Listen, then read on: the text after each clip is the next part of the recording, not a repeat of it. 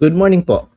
And sasagutin po natin ang isa sa mga katanungan ng ating follower na hindi po natin nasagot kagabi during sa ating live. And in fact, nailagay rin kasi niya doon sa direct messaging, no? Doon sa comment, hindi sa comment section, kundi sa messaging. And ito po ang katanungan ni Joel Benignos. Let us read. Sabi po niya, Ma'am Sir, maayong buntag. Magandang umaga raw. Ask ko lang po ang lupa po ng lolo ng mama ko. Inaangkin ng iba at nagbayad kami ng monthly sa lupa ng 600 pesos. 3.290 hectares po ang lupa. Yung isang pinsan namin, unti-unti naman niya nililipat sa name niya, yung share siguro or yung portion niya. No? Paano ko po ba mapatituluhan ang lupa na 140 square meters tinatayuan ng bahay namin para sa hindi na kami mag-monthly na umaangkin? 70 years na po nakatayo ang bahay. At salamat po sa sagot.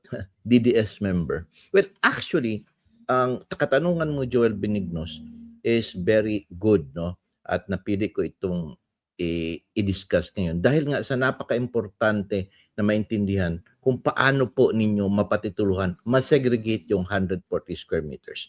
First, happy ako dahil kayo pala dyan nakaposesyon na sa property for 70 years already. Doon sa 140 square meters at nagbabayad kayo. Ibig sabihin po, meron na po kayong valid na deed of absolute sale or contract of sale or contract to sell. Kung hindi pa kayo fully paid, no? Kung fully paid na po kayo, ibig sabihin po, consummated ng sale. Ang kulang na lang po doon ay yung formal deed of sale para po sa 140 square meters. I think kasi tagi-tagi Sabi mo 600 pesos per month, no? So ibig sabihin po, depende kung paid or not fully paid na kayo, ha? Ngayon, ang pinakamainam po niyan is that you will request the seller na segregation po kayo. I-segregate po yung 140 square meters. Ibig sabihin po, mag-conduct po tayo ng subdivision survey. Sino po ang gagawa niyang subdivision survey? Ang gagawa po niyan isang licensed geodetic engineer, ha? And once magawa po yan siya ng subdivision survey with respect to that 140 square meters, ang mangyayari po niyan is that papipirmahan po yun sa seller at ipapa-approve po yun sa Bureau of Plans. Now, pag meron na pong technical description doon sa 140 square meters, siyempre segregated na, no? Pwede na po kayong gumawa ng deed of absolute sale ng yung seller po, no? Yung nagbabayad kayo ng 600 pesos per square meter kapag fully paid na kayo. Assume natin fully paid na kayo, so may deed of sale. So habang inaantay niyo yung approval sa Bureau of Plans, pwede na po kayo mag-process sa BIR.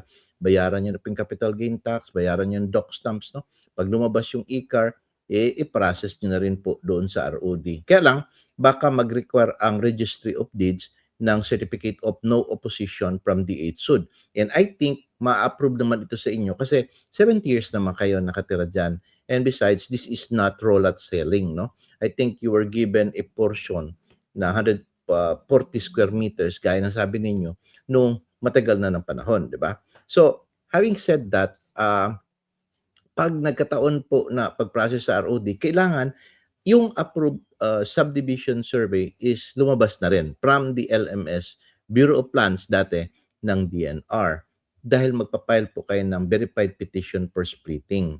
Okay? At the same time, pwede na po ding ipasok yung na-process ninyo na sale na 140 square meters para pagdating po sa LRA at dumating sa ROD, ipoprocess kagad nila.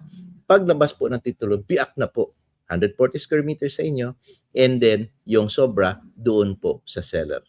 So, yun po ang very important, no? And I'm assuming na meron po kayong titulo dito. Kaya sinasabi niyo paano patiro. Meron na pong original title nito na mother title para ma-segregate po yung 140 square meters.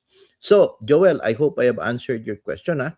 At salamat po. Kung sa iba pong gusto magtanong, during pong live, pwede pong sa comment section nyo ipasa. And kahit na po hindi live, pwede nyo ilagay sa comment section para mas mabilis po namin makita. Kasi kung dito po sa message po, direct PM po ninyo, malamang baka, it will take time for us to open the messaging. Hindi po namin kaagad masagot. So with that, maraming salamat. Shukran. Remember, Sara all, legal for all. Bye-bye.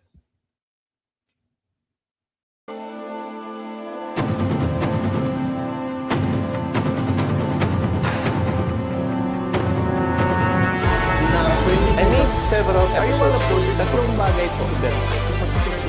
Which I think can be verified. Which I think can be verified.